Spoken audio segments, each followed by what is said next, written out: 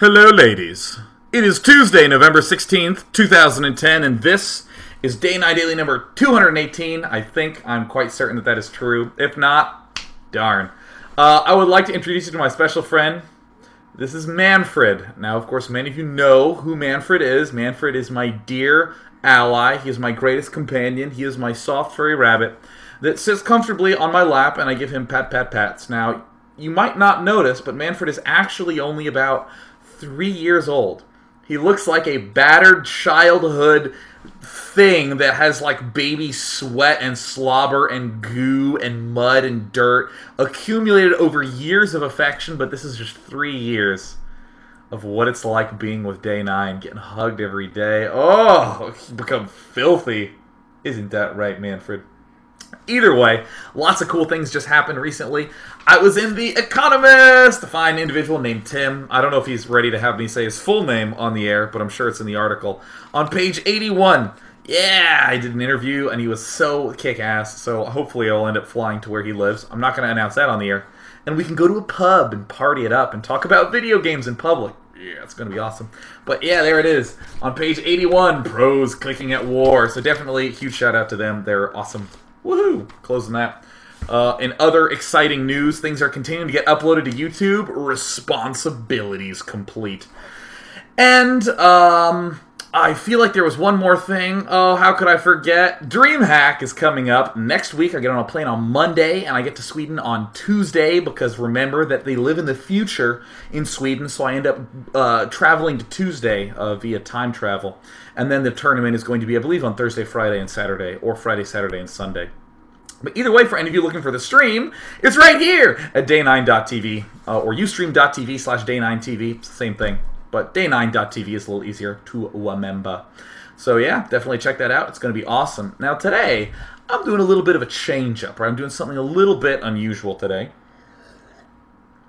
And when I say something unusual, I'm not referring to the chat. Now, for any of you who, of course, watch us on the archives, fine folks in the chat like to interact and blabber about, but normally the chat servers are normal, but today they're split into like 15 fragments, so some people out there are in a chat stream with no admins. Come on, wake up, Manfred. Come on, perk up. Yeah, like, it's like the Wild West out there. People just saying whatever they want, so it's going to be a little hectic. But in terms of the format today, we're doing a PvP between Liquid Tyler and OptikZero. Now, Liquid Tyler is, of course, Noni, or probably most of you SC2 players know him as Liquid Tyler, who placed 4th at the recent MLG Championship event. Really, really good player, extremely solid, just all-around Gosu Protoss. Played in Korea professionally, might do it again, I don't know. But is very, very good. OptikZero is probably the lesser-known person, but last weekend at the Team Liquid Open, he placed 2nd after Boxa, and OptikZero actually managed to take the series from Liquid Tyler. And notice I said the series, so that way it leaves a little bit of mystery as to what actually went on. So very, very impressive play by OptikZero, who I believe is 2,600 on the ladder, 2,500, something like that. He plays a lot, so he ends up with some kind of big swings, but he's been doing a lot of changes in his style. So it's a Protoss versus Protoss on Metalopolis. What we're first going to do is we're going to watch through the game without any commentary. I mean, I'm going to be talking, but I'm only going to be saying what is actually there, not what is good or bad or right and wrong or moral and immoral about their play. And then what I'm going to be doing in this game is we're going to watch it, and I want you to try to figure out why Tyler lost this game. That's going to be the goal. There's also some mistakes that are made by OptikZero in the game as well. So what we're going to do is we're going to watch through the game relatively quickly and see if there's some big things that we can pick up on, because again, it's so important to be able to rewatch your own games and learn from them. So let's try to rewatch this game and think of a cool way to learn from it. Isn't that right, Manfred? Manfred. Let's go ahead and check the game out. Alright, notice the game sound is on. I'm going to have to set my rabbit upon my lap, because he will fall off if he is perched atop my shoulder. But so we have Tyler spawning here at the north position as the green Protoss pieces. In the bottom, we have Stalker, who was labeled as OptikZero. I don't absolutely know 100% positive if this is OptikZero, but I'm going to go ahead and trust. I'm going to believe. I do believe in it. So I'm going to go ahead and throw down that production menu so that way we can get a good sense of what these players are doing this game. So that's Stalker. I'm going to refer to him as OptikZero for this game. And Tyler spawning at the top. Now, let's go ahead and begin increasing the speed a little bit. I'll slow down when there's a lot going on, but Chrono Boost coming on from both players. Again, we want to be trying to think of reasons that Tyler could have lost. And really the big point of this, I'm going to say this one more time, while Manfred sits here triumphantly. We want to go through this, and we really, really, really want to be asking ourselves, what is feeling off about this play? Because you've probably seen me a lot of times in a Day 9 Daily stop and then go, well, we can clearly see that there's 350 minerals here. If he had 50 extra minerals, he could expand, and here's how he can save 50 extra minerals. And people will watch that and go, okay, I agree that 350 minerals are how much he has. I agree that 50 minerals will let him expand, but how the hell are you supposed to have that happen if you're watching a game? Am I supposed to pause every 5 seconds and say, do I have enough to do anything? No. Okay, resume. All right, now do I have enough to do anything? No. So let's just look for a general feel, a big sort of that just looked and felt a little bit off, right? There's 2 or 3 big mistakes that happen in this game. And when I say big, I don't mean, oh, how dumb of you to do that. But there are 3 primary mistakes that go on. Gas going down for Tyler as well as Pylon. Tyler generally prefers this 10 gate. But instead, it looks like today he's going for a more traditional 12 gate, maybe a 13 or 14 gate. Stalker looks like he's doing basically the same. We can see that their gateway timings are almost lined up. Stalker, yep, so they're pretty much lined up. Great. Energy is a little higher on OptikZero's camp. Looks like energy is a little lower on the Liquid Tyler camp. Okay, there's a Cybernetics core going down for both players. We can see that up in this production tab in the top left. Fantastic. There's Tyler continuing to scout. Has he even seen anything? It doesn't look like it. Doesn't look like he spotted anything. There's the alert because a probe is wailing away. Zealot coming out for Tyler. That's kind of interesting. Very fast second gateway coming out for OptikZero. Let's just look at what OptikZero is doing. He's gotten an assimilator. Is warp gate upgrade going on? Well, let's find out. No, it's actually not going on. I'm terribly sorry, dear DreamHack logo, but I had to minimize you. But it looks like there in the production we see that the warp gate is in fact started. Tyler has not gotten a second gateway. Looks like he's chrono boosting. He is also chrono boosting his warp gate upgrade, still on just 1 gate, and it looks like he's going to be building a Twilight Council. That's interesting. As well, we have a robotics facility going down for OptikZero. We have a little bit of a push happening as well. Now, this is a part in the game where I'm going to try to slow it down a little bit, just so we can mention everything that's going on. Stalker now getting a lot of units. Continue to make the pylon. Robo facility going down. Looks like Tyler's beginning to add on more gateways. He's even getting his Twilight Council finished. Now, I want you to start thinking quite heavily right now. Have either of these players done something glaringly wrong that would cause one of them to have the advantage or not? We can pause and do a brief check. Looks like they're pretty dead even in terms of the resource count. We can go to the unit counting station. Wow, they're pretty dead even in terms of probe count. In production, ooh, Blink's going down. Okay. And it looks like a little tiny push by OptikZero. Little tiny one. Little tiny push. Gonna be repelled. Gonna be repelled. Good jazz. Good stuff. Again, we're going to rewatch this replay in just a moment. But we do see that there's an Immortal coming out. Now, we do want to start asking ourselves, is that Immortal a mistake at this point? Is that good or bad? He's getting supply blocked a little bit. No, it looks like he's actually okay. He's going to be getting his Warp Gate, but he has to be careful. We see Noni is getting his Twilight Council as well. We have 3 gateways going up. And then here's a probe, followed by kind of a big Stalker force. And here's the Observer, trying to think of mistakes, trying to think of what could go horrifically wrong. I could actually watch this replay a little faster. Suppose I'm waiting a little bit too long, because you know what? If the mistake is significant enough, we should probably feel it in our gut watching this game. There's actually, I would probably say, one key moment of the game that I really think that there were kind of like a tumble. So here comes the push. Blink Stalker up on the high ground. I'll slow it down so you can actually watch the battle. That way you can continue to compute, and it looks like, okay, now he is target firing that Immortal. Does manage to pick it off. Still has a lot of Stalkers. We see a good amount in the red life, and a couple more getting taken down. Looks like OptikZero will be able to defend. In production, we see more Stalkers coming up. Very nice blink control there. I like that. There's a 3rd gateway finishing by Stalker. Tyler is now pushing up. Tyler having a good bit of money here. Stalker is dead broke. I actually want to go to the resources for a moment so we can see clearly who has how much of what. More Stalkers being produced. Still just these 3 warp gates for Tyler. Notice how I'm still trying to avoid giving any good, bad, right, wrong. We just want to watch the game gather as much data as we can, so that way we can make a judgment to see what exactly went wrong. Here's some more nice pushing. Ooh, manages to pick off a Zealot. That's good. It's good to pick off units at a time. Here comes another little push right here. He's target firing that one Immortal, and he will take that one out and then blink back. More units being warped in right here. And now it looks like OptikZero does finally have a Colossus Den finished. Now, for the record, because I was a Brood War player, I was a Starcraft 1 player, there's a Hydralisk Den. So, of course, I want to call everything a den. So this is a Colossus Den. This is a I guess a Stalker Den. I probably don't actually call it that, but this I actually have a bad habit of calling the Colossus Den. But either way, warping in units and making the Colossus. We see Tyler taking a Nexus right now, getting another gateway. Okay. He's beginning to make some Zealots. We even have this one probe over here. His pylon's still up, and the resource station looks like OptikZero is ahead, but just by a hair. In the unit station, we see the OptikZero also ahead in probes, but just by a hair. In the resources, wow, looks like Stalker's pulling ahead. We see Tyler back here is a little bit behind. Now, I'm actually going to pause, and I'm going to remove the DreamHack overlay as much as I don't want to, because, again, I'm going to be at DreamHack. And it looks like Tyler is macroing pretty effectively out of these. Here comes the push by Stalker.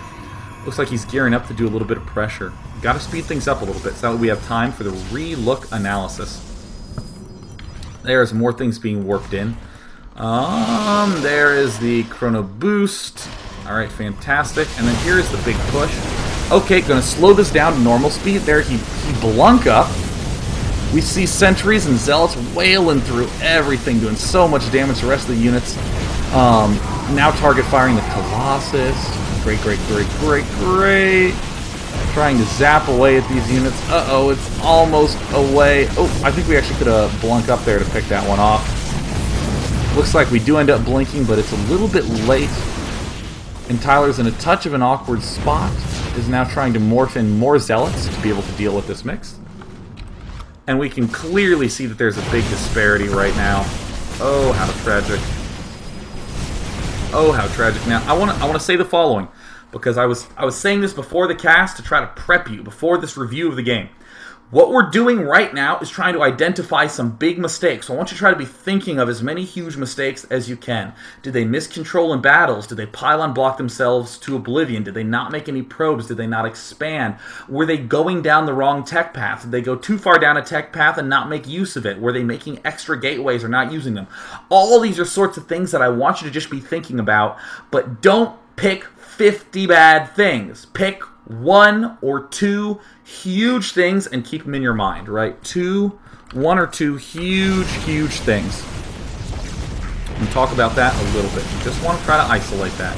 Here comes Tyler, finally picking off the Colossus. But we do see OptikZero now waltzing on in.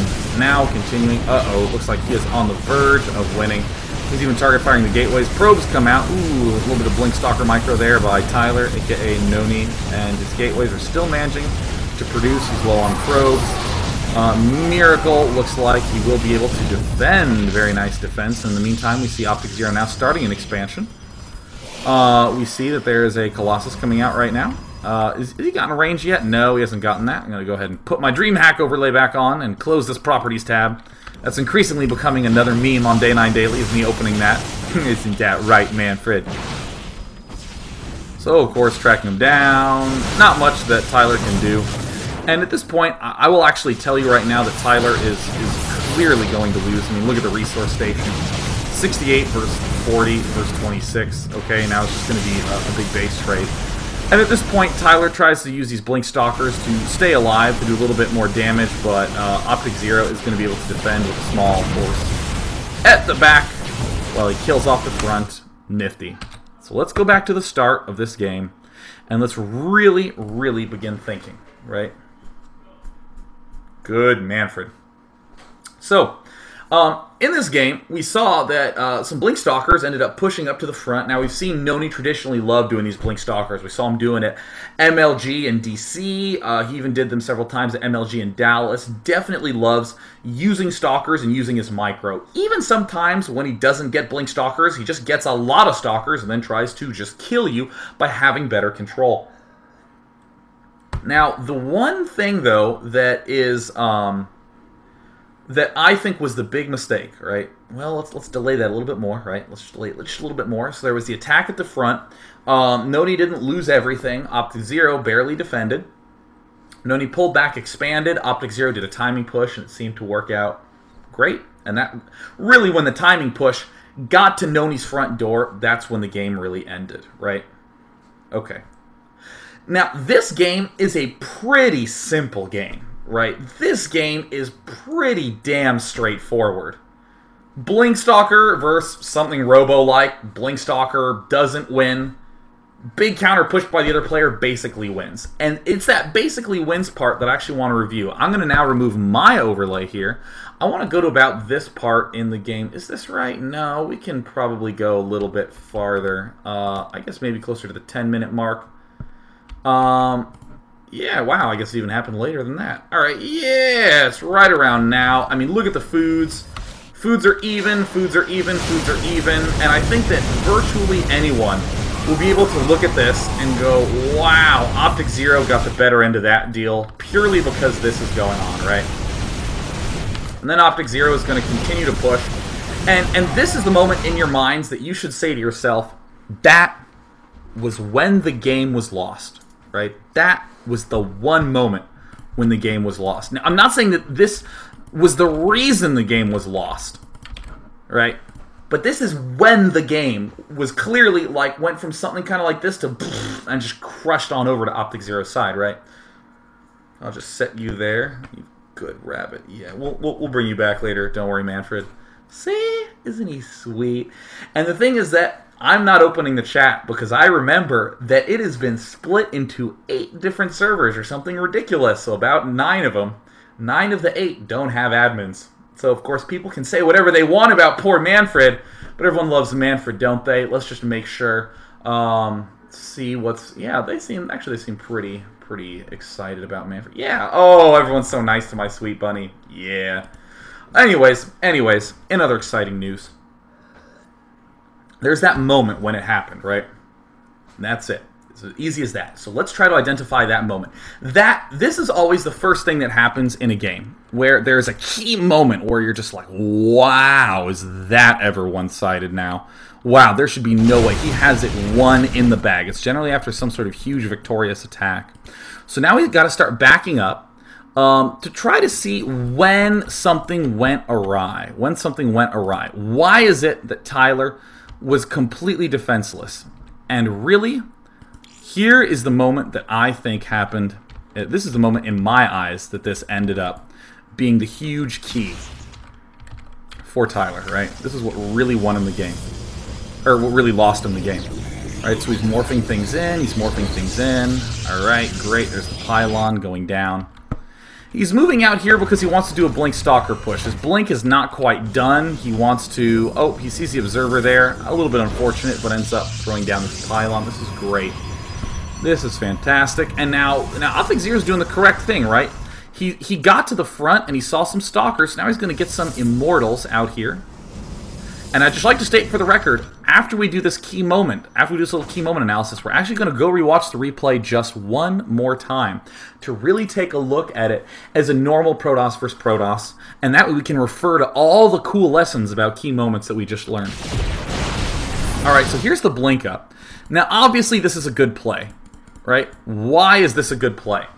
Because in general, when you finish a key upgrade, that's a pretty good time to attack. That's a timing push, right? If Noni got Blink and then just sort of sat around for a little while, you'd say, why did you get Blink so early?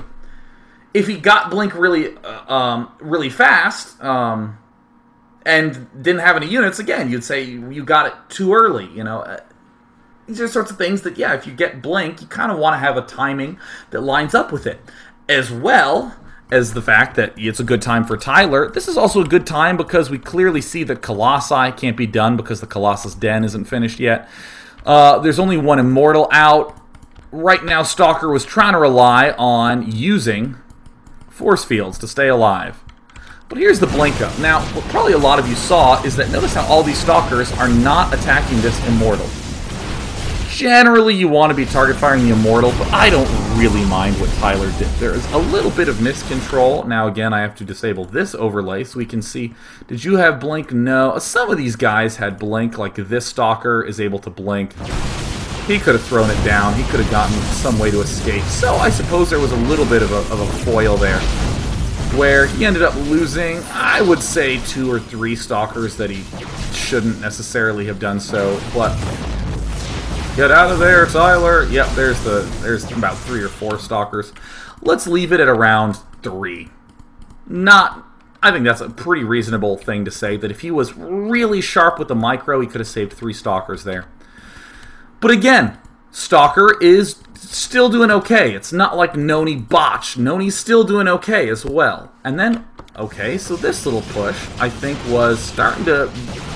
This is starting to be okay. Yeah, great. These are free units. Why would we not want these free freaking units?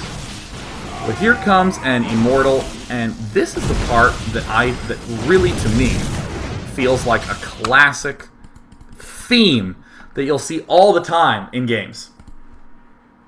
All right, are you ready? Are you ready? You do an attack, and your entire focus is on winning with that attack. Let me say that another way that you've heard me say a million, billion times. When you attack, that's a great time to expand. Yay! Watch how long this takes. Now, the big thing that stuck out to me the first time I saw this is with all this business going on here, I kept going, okay, there should be expansion going up there pretty soon. I mean, okay, yeah. Now, you heard me say beforehand, I have stopped many a game and said, oh yeah, he clearly is close to having enough money to expand. And that the point of StarCraft is not to pause and to check if you have enough money. My feel tells me this has been so safe for so long. Why is there not an expansion here? This has been so safe for so long. So immediately my warning bells were sort of going off. It looks like he has just barely been able to defend, but again, Tyler is going to continue pressing. Look at this. Nothing being made. Wow, another Stalker being produced. And now we have some zap in action. Okay, and wow, still attacking, picking off a unit. Is he not expanding? Wow, more Stalkers from Tyler, holy crap. And then he blinks up and picks off this one and immediately blinks out again. Great. Okay, so that was pretty decent control, but let's actually back up and count exactly how long from the time that we would have liked to see an expansion go down to when that expansion actually went down. Wow, it's actually quite a long time. B button backs you up by about 10 seconds. And I've hit it well more than many times. So we're at 8 minutes and 10 seconds right now. 8 minutes and 10 seconds. Tyler, again, can blink out here. He can blink out. Could have saved some extra units. No big deal. He could have cut this guy. He could have cut this one Stalker. Why is my computer locking up? No! No! It appears that the StarCraft error reporter has managed to take a win off me in this case. No big deal. We'll just end up reloading the replay off. Send the error report. Yeah, that's right. Enjoy my data, Blizzard. Come here, Manfred. I need you. Now, I'm going to have to do something that hopefully will not involve me displaying my email address. So I'm going to open up StarCraft so we can reload, and we're going to quickly slide it off. Yeah, there we go. Good. It's now loading in a safe, but so that I don't password. Now, hopefully there's like a hatch in the game. Yeah, now it's loading up just fine, so we'll end up relogging back in. But there was that period in time where Tyler was pushing the front and he was doing a good amount of damage, right? But it was really time to expand. It was time to sort of go back, expand, and then you can begin making Stalkers, or perhaps you can plan your economy out a little bit more differently, so that way you have extra money to expand during this push. An all-in push is not as effective as a push where you expand. Now loading up off camera. That will be coming back in a minute. Get my fancy overlays up. Yeah. All right, nifty. So let's go ahead and bring this back. This will be off by a few pixels because I'm just trying to basically wing it. Bam. There is your StarCraft, ladies and gentlemen, on the road to loading up. Yeah, now I'd say while this game is loading through at ×8, you heard me just finish that following description. A push with an expand is so much stronger than a push that just sort of worked. How many Protoss players have you either seen do this, or how many Protoss players, or how many of what I'm about to say describes you? Once upon a time, you're a Protoss and you win every game with a 4-gate. Huzzam! I am a 4-gater. Awesome. I am tip-top of my Diamond Division. But people slowly start holding that off. They slowly start holding that off. And then what do? You go 3-gate and still do the same attack, but you expand otherwise. Have you seen, like, any Protoss vs. Zergs in the last month? Yeah, that's what you do as PvZ. That's a standard build. Even in PvT, people do that a lot. Even in PvP, people do that a lot. It is so damn typical and ordinary, right? So here is... Oh, yeah. Oh, yeah. Oh, educational purposes about to come up. Yep, let's go to the 8-minute and 10-second mark. Come on, sweetie. Come on, darling. Come on, you beautiful little replay. I know you can do it. Yeah, so again, this guy, and this guy could have blunk out, but instead they got clung to the funk out. That's no big deal. All right, we end up losing a few stalkers. Still want you to note that this has been a relatively successful push. So let's begin looking at resources here. Remember, 8 minutes and 17 seconds. Don't morph this in. Wait a little bit. Expand. Are we still making probes in this? It looks like he has been... Oh, he's been doing pretty decent on probe production. But he could cut that production. Because look, with no additional stalkers, 1 free zealot, 2 free zealots, 3 free zealots, and he's getting, looks like, and he even manages to get, wow, a sentry. Is he really going to try to continue pushing? Well, he is a baller. And we even have enough money right here. 8 minutes and 10 seconds. I would probably give him a little more credit and say 8 minutes and 20 seconds was about when he could have expanded. Just resource-wise. Just resource-wise. Let's think about the resources. Thinking about the resources for now. Thinking about the resources for now. Resource-wise. Resource-wise. Let us continue up here. All right, good. All right, let's go back up to this point in time. Okay, here's the expo. Look, there's junk going down here. 8 minutes and 20 seconds, we could have got that expansion down. Wow! A full almost 2 minutes later is when it actually goes down. That is not good at all, right? That is not a well-timed expansion. This is an expansion. Look, in a full-out retreat, Tyler ends up expanding. That is very uncomfortable. That is what I think was the key moment that lost Tyler that game. Isn't that right, Manfred? Was the delayness of that expansion in conjunction with how needlessly aggressive I think Tyler was at that point in time. Now, I want to defend Tyler for a moment, because it sounds like all I'm doing is bashing him. Ugh, he sucks, man. I'm getting so angry I drool on the air. It's not the case at all. It's totally reasonable. What did I just get done saying? How many Protosses started with a 4-gate?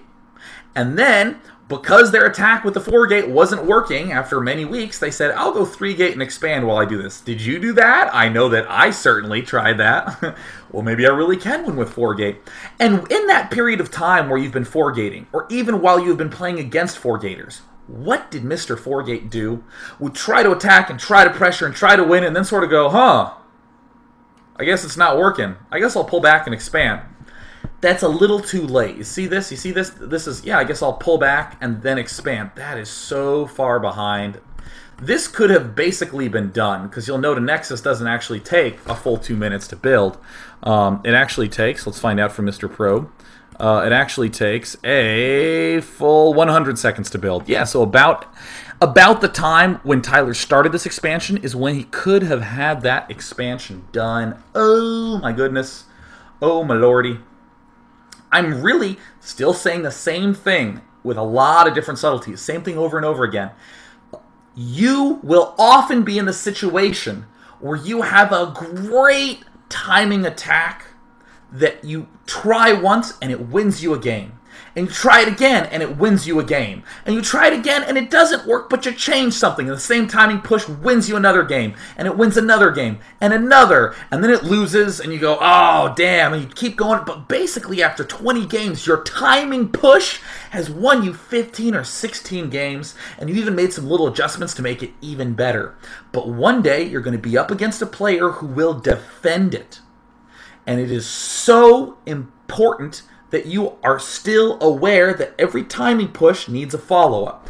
Not a follow-up push, but a follow-up expand, or a follow-up tech, or a next step. Because if you don't have a next step, then you are doing an all-in. There are tons of players out there who do all-ins, but don't realize it. You'll have a great, great push. I cannot emphasize how many great pushes are. This Blink Stalker push is so great. It wins so many games outright. It's great. It's pretty good, all right? It's pretty good. But you want to get into a situation where you say, I clearly know this is time to expand, not shucks, I'm still in a game of Starcraft. I guess expanding is good. It's very uncomfortable. So that is the first huge emphasis that I want to just punch in your fucking head. So let's back up a little bit more. This is the day of overlay micro, as you will note. Let's come back to the 6-minute mark, at which point we will fast forward to the 8-minute mark. Perfect. Now, I want to note a couple of things about just counting, general counting. I would say 2 of those stalkers are reasonable to have lost, but it looks like we're going to end up losing another 2 more. There's going to go down 1 and 2 pretty shortly, one after the other. So I would say that there are 2 stalkers that could have been saved by micro, and I just don't mind those losses so much. Because micro is hard. Micro is reserved for the people who are trying to eke little advantages out of their units and make them be magical. Not core gameplay, right?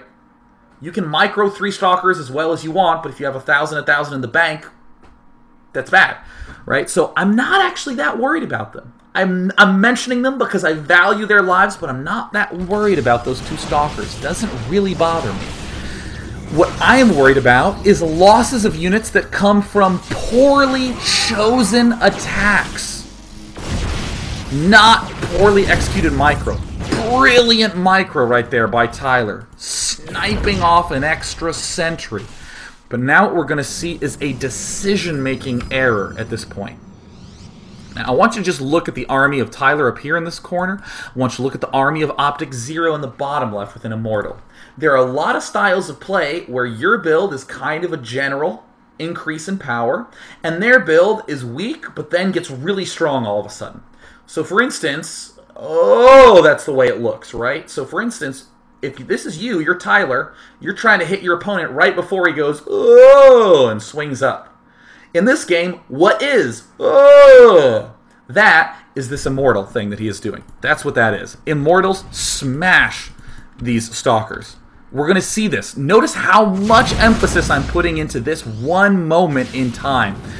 I will be able to sum this up, but I need you to note that a lot of things can go wrong in StarCraft in about a 30-second period. And it's important that we not worry so much about all the little details that we just hone in. Or excuse me, it's not important that we worry about every detail at every second of the game. Let's just hone in. So look at this. Tyler's doing damage. He's doing damage. He's getting free kills. Free Zealot. Another free Zealot. What happens? An Immortal comes out. Uh-oh. This means that this attack is getting ready to wrap up. This means that Liquid Tyler cannot put on that much more pressure. This Immortal's coming out. It is the key unit. Another freaking Immortal's coming out. Now, Noni could try to push, but he has to attack before this other Immortal pops out. He must attack before this other Immortal pops out. Otherwise, that's a huge upswing that our buddy OptikZero will need. So this I actually still don't quite mind so much. Still pushing, pulling back, trying not to take hull damage. Oop, did pick off another Zealot. That's great. But then this happened. This is the other key second mistake. The first one is the fact that no freaking expansion's there. But this one, decision-based unit loss, not micro-based unit loss. Here it comes. We see 1 Stalker falls, 2 Stalkers fall, 3 Stalkers fall, 4 Stalkers fall. right? We see 4 little corpses there on the ground. Just want to back up, make sure that we get that count exactly right. Because I just want to make sure I didn't mess that up. This is this initial push. Manages to snipe a Zealot so great. There are 8 Stalkers here to begin with. 8 Stalkers. Does he warp in any more? Well, yep. But of these initial 8, we see that, yes, 4 indeed do get taken out. 4 get taken out right there. No micro could have possibly done that much of a difference. Sure, you got 1 Immortal. You lost 4 frickin' Stalkers. That, in my eyes, is the moment in time where everything was laid forth for OptikZero to exploit and win the game. He was in an advantageous position. He just had to advance forward to this key moment, here, right? So here's the key moment. Tyler kind of pulls back. There's that second big mistake. The first one being that micro that happened first in time, but then, man, this expansion ends up coming down late. Only has 4 gates, could easily have 5, maybe even 6 if we'd had this expansion up earlier. Maybe would have had 3 to 4 extra units, plus the 3 to 4 extra Stalkers that we lost down here. We'd have those alive as well. And I want you to note how truly close this battle ends up being.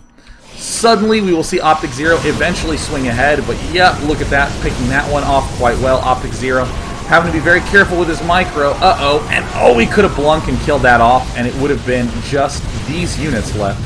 Would have been this little small force from OptikZero. Right? That is quite significant. But a lot of people will not go back far enough. They will go to this battle, and they will say, oh, if Tyler had just blunked these Stalkers correctly, he would have won the game. Oh, OptikZero had good micro.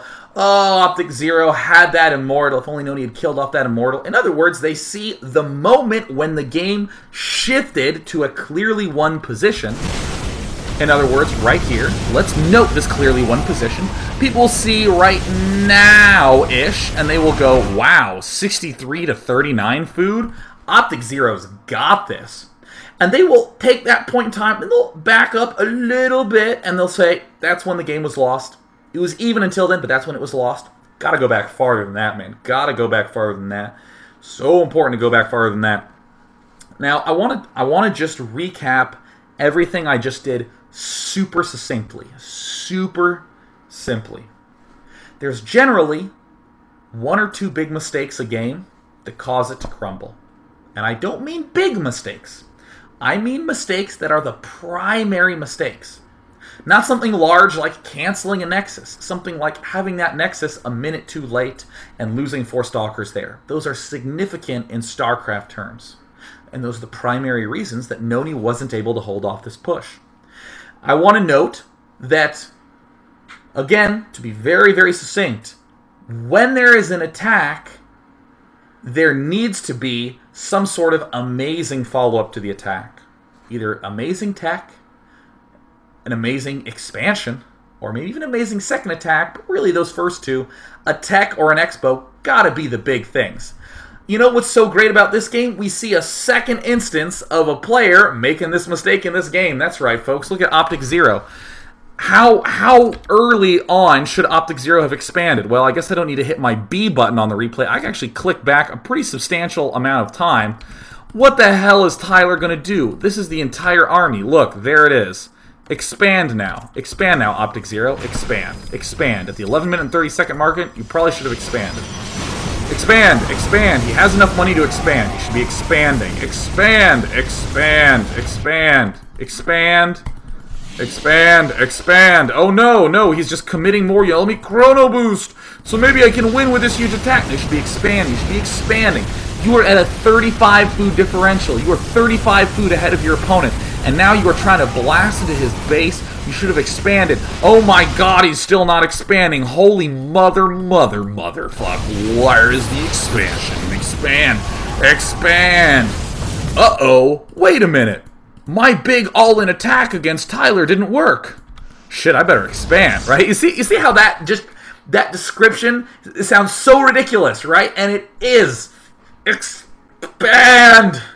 Manfred, hold me. They're not expanding, Manfred. It's crisis.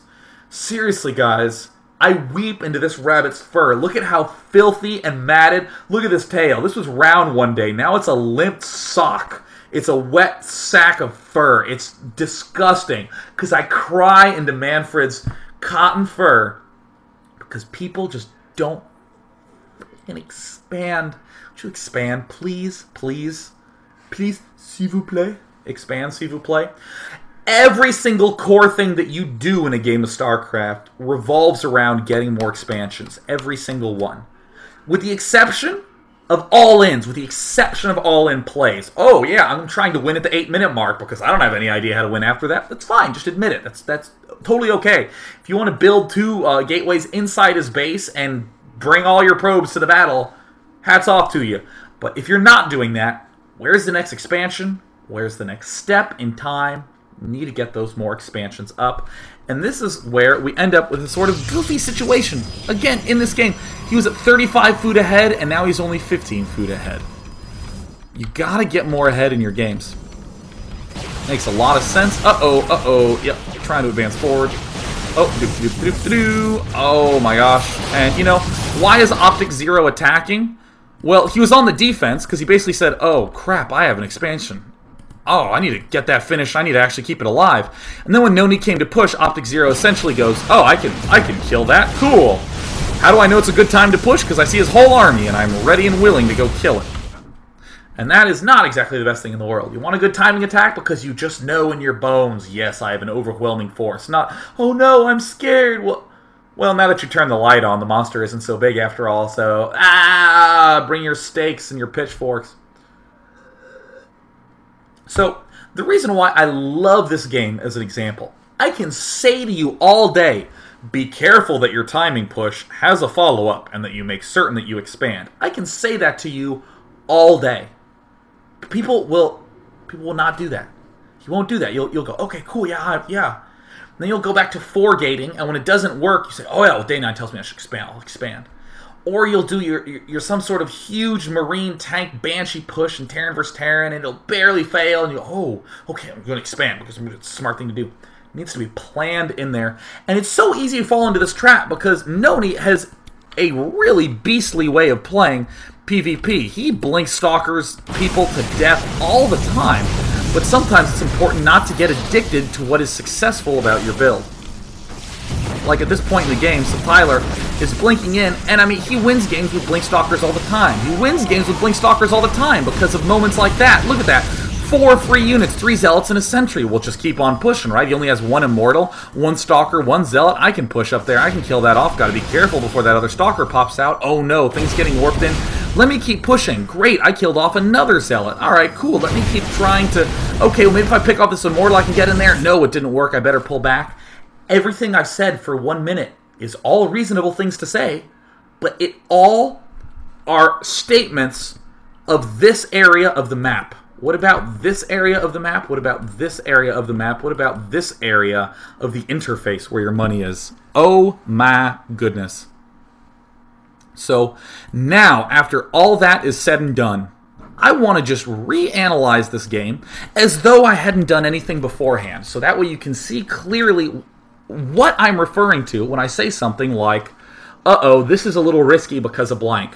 The whole 40 minutes that we spent slowly rewinding through the same 2-minute period again and again and again, that whole excess 40 minutes, that is what encompasses the phrase, yeah, probably should be expanding. Ooh, probably attacking a little bit too much. This is what I would say if I were doing this as a normal, regular old analysis. Okay, we see Tyler throwing down his gateway at 13. Typical time, he's chrono boosting probes. Looks like he did a little bit better job of chrono boosting than his opponent, and it looks like he's getting an assimilator on 15. Generally, we get an assimilator on 15 if we're doing excess chrono boosting on probes. That's great. Looks like OptikZero is saving his chrono boost for something. Pretty reasonable time to save, especially if you want to chrono boost out a zealot. Something that Tester was familiar with doing. Again, this is the sort of things that I would say to just give people more connections during an analysis. And then I would generally say something like, okay, a zealot coming out by Tyler. Interesting that he is not favoring getting another gateway. Interesting that he's not favoring any other tech pattern. Getting the zealot and the second assimilator. He's only going to be able to afford a stalker, so probably no robotech coming out from Tyler. Wants to kill that probe off to hide that tech. Looks like OptikZero, on the other hand, definitely went for a very, very fast second gateway. I'm actually surprised he got it that fast. Generally, if you get this assimilator that quickly, you can't really afford a second gateway that fast, but looks like Liquid Tyler trying to do some goofiness with a Manor Pylon. And there's the Robo going down, and at this point in the analysis, I would go, oh, and he's going for Blink Stalker. Concerns I have with Blink Stalker are these gateways finished in time. I know that Noni is very, very talented at going for Blink Stalker builds. He oftentimes has some very unusual looking delay timing on that gateway. Yep, very, very delayed. Look, he's going to have warp gates, but only one gateway. He's very good at doing this sort of thing. I kind of trust that he has this. But he is up against someone who's not going for a 4-gate, who's not going for a 3-gate expand, someone who's going for 2-gate Robo. This concerns me because of the Immortal. This is the thing that concerns me because of the Immortal. That's what I would say in a normal analysis. Remember how I made the huge deal about, yeah, if you're Stalkers, your Stalkers kind of do this, but a Robo army does this, right? So you kind of need to make sure that if you're Noni, that right before there's that upswing from the Robo, you need to kill off your opponent before the 2 Immortals end up popping up. That's what I mean. That's what I'm saying. Whenever I say, ooh, he's got to be careful, those Immortals are going to be out soon. Once 2 or 3 Immortals are up, Blink Stalker is going to get shut down, baby. Blink Stalker is going to get shut down.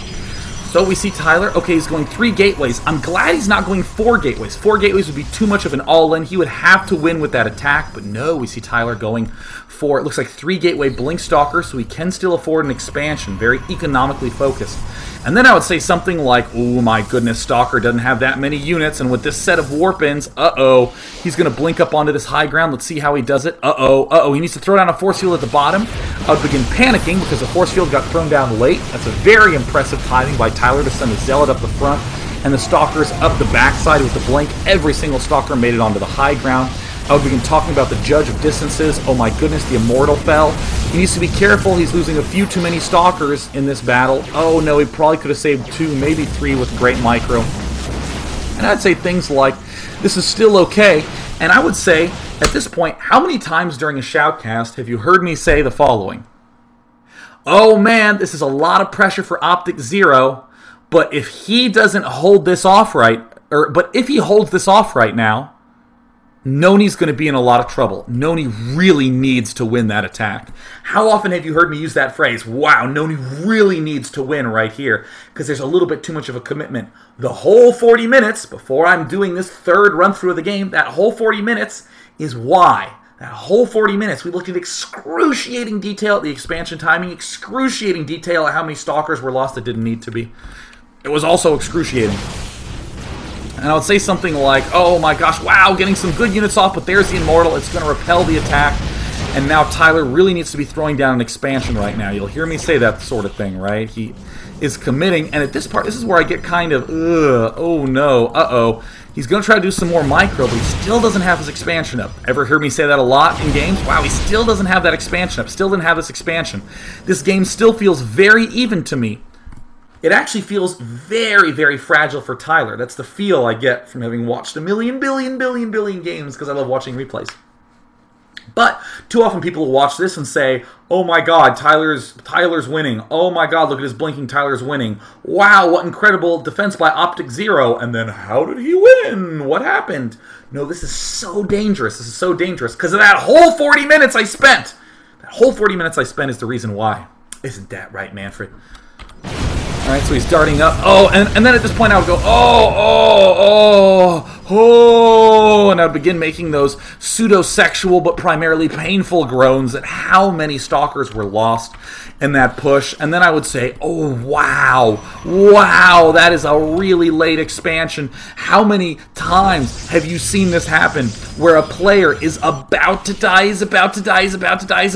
and he defends, and suddenly the opponent doesn't have another base. Oh my goodness. You need extra steps. You need to have a next step. You need to have the next step.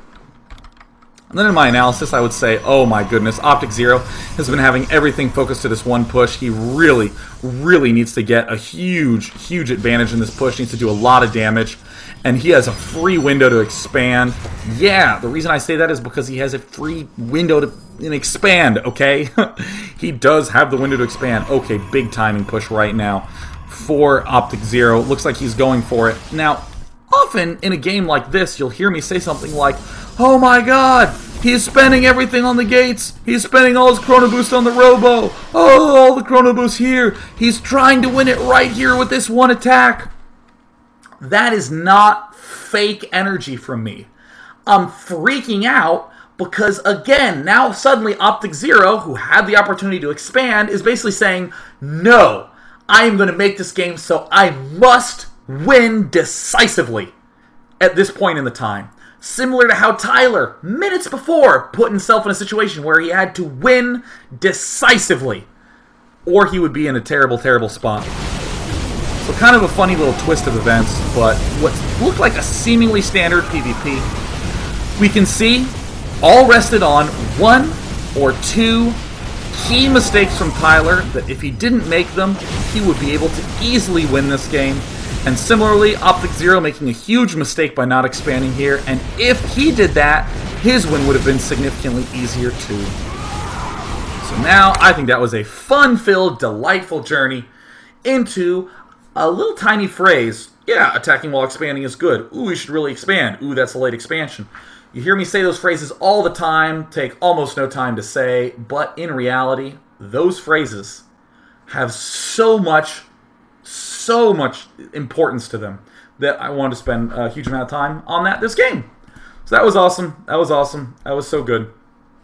So we are going to take questions now. People are, of course, concerned about how often they are being moved around in the chat. I have no idea. Every once in a while, very rarely, the Ustream chat servers just poop out. It's just shooting around. Might even be on IRC's end. I have no idea. But basically, I know that there's crazy, crazy stuff happening all the time. So, in exciting news, Sevja asks, Day 9, I'm a new Protoss trying out these pressure to expand builds in PvP. But I feel that by giving up the 400 minerals for the Nexus, I'll get run over by Robotech any second. How do you expand safely against a one-base opponent? Now, in general, the mindset that people want to have is, if he is doing a build that uses this key unit, I need a key counter unit. Right? Seems pretty reasonable. If he's going Blink Stalkers, man, but maybe I need an Immortal. Yeah, Immortals. That's my key counter unit. Or they'll maybe say something like, how do you deal with Templar? Get Ghosts. You see that all the time. You know, like, how do you stop this? Get that. What about this? We'll get that. Right, Manfred? Drives me nuts. Sometimes a key tech unit does help a lot. Ghosts are great against Templar. I'm not going to deny that. But I want you to consider the following. Often, one of two problems happen when you do some sort of early expand and the Robotech is coming. One, you say to yourself, well, damn, I better get myself some Robotech. And you do exactly what he did, but just slower, because you spent 400 on a Nexus, so he just walks up and kills you. The second big problem, which is the more general issue, is you're spending so much on the fancy tech units that you just don't have that much stuff. Surprisingly enough, Zealots and Stalkers, I didn't say Sentry in there, I said Zealots and Stalkers are great, are really good.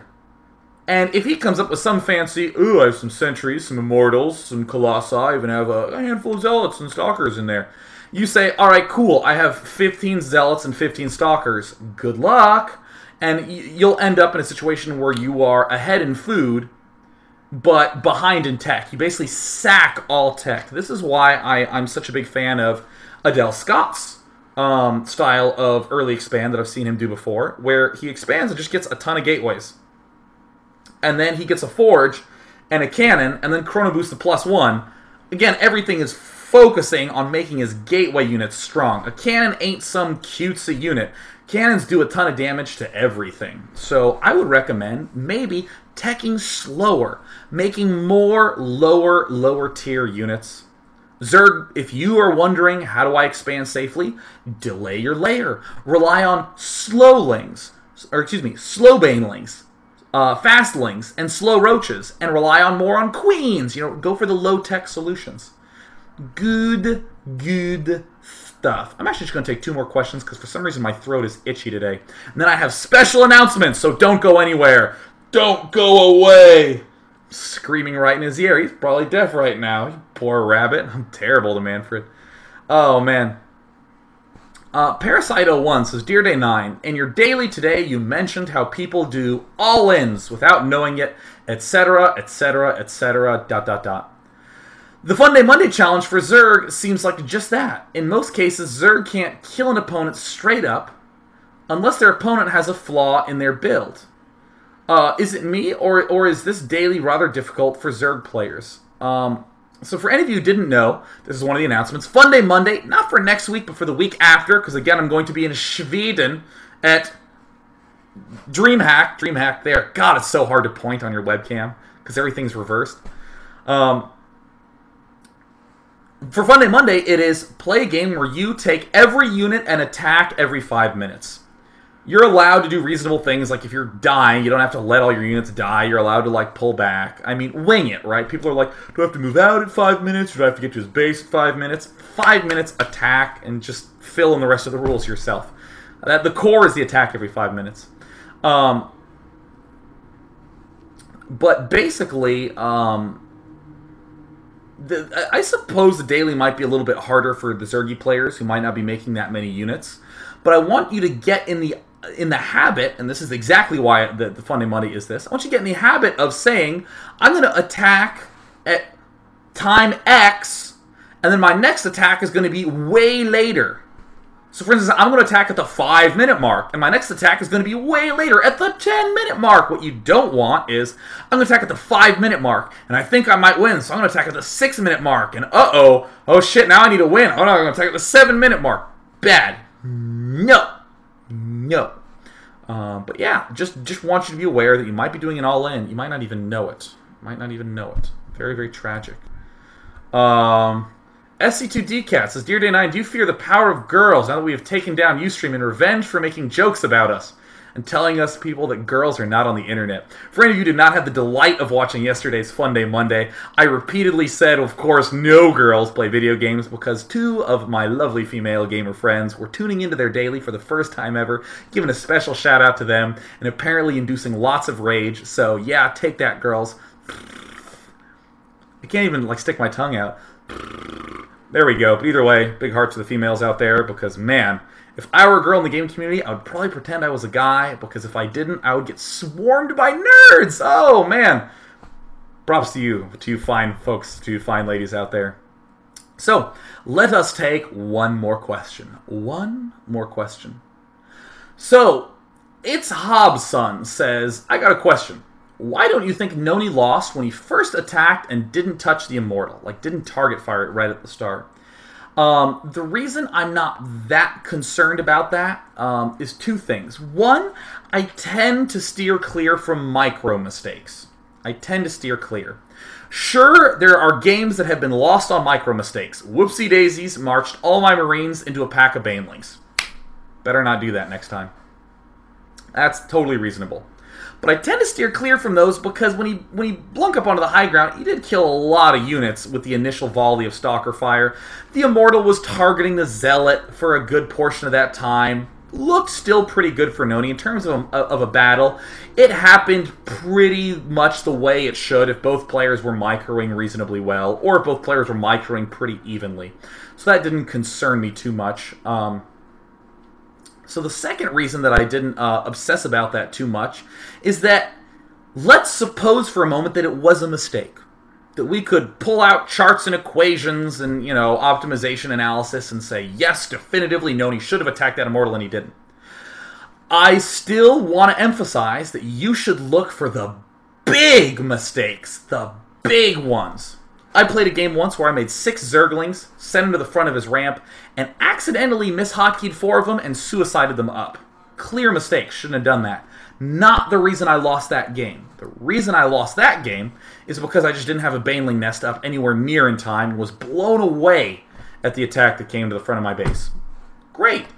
Sure, I can lose 4 lings. I don't want to, but if I got the Baneling nest in time, I would have been totally balling out of control. So the reason I sort of I wanted to focus super hard on those 2 mistakes. A few Immortals, a few Stalkers dying because of the incorrect decision to attack, the incorrect decision to keep trying to win the game right there, and 2, that very, very, very late expansion. And then it all snowballs from there. Oh my gosh, I don't have enough units. Or, oh my gosh, I don't have enough money to make gateways to get even more units. Oh my gosh, I don't have that many units. I can't tack. Everything starts to feel horrible after those 2 key mistakes. If you don't make those 2 key mistakes, you suddenly feel free. You suddenly go, hey, I could get a robo, or I could get a forge and cannon. I could get 2 more gateways. Maybe I could just wait a little bit and just attack later on. You feel comfortable. And that is a weird feeling when suddenly you made one little change, like you didn't lose those stalkers, and the way it feels is not, oh, I now have 4 more stalkers. The way it feels is, suddenly I have more options, and that is why I spent so damn long on today's game. I am going to wrap up in exciting announcements. I need to give a huge shout out to Team Liquid. So for any of you who didn't know, I put an open letter to Reddit, or just actually a letter to Reddit, thanking them profusely because some guy said, hey, Day 9, for achieving 200 episodes, we're going to try to make a donation drive for him. And I was like, oh, that's awfully nice of you. And instead of it being like a couple $100, it was several $1,000s, to the point where, like, suddenly my financial issues, which I tend not to talk about but exist, are kind of getting lifted from my shoulders. And I was just so appreciative because, I'm not going to lie, none of you have to donate anything. Feel no obligation to donate. If you enjoy the show and you want to voluntarily give back, that's fine. But if you just want to tune in, that is more than enough for me, and yet still people felt the desire to just send money. So that's so nice. And now there's a thread on Team Liquid that it was being organized, and that's amazing. And the Team Liquid mods are even behind it. So thank you, guys. Thank you very much. I'm going to keep making dailies. Keep making dailies with Manfred, and hopefully the chat will be fixed tomorrow. And in exciting news, everything's awesome, because I am going to DreamHack. I hope I looked correctly. That's right. I'm going to get food. Bye, guys. Bye, guys.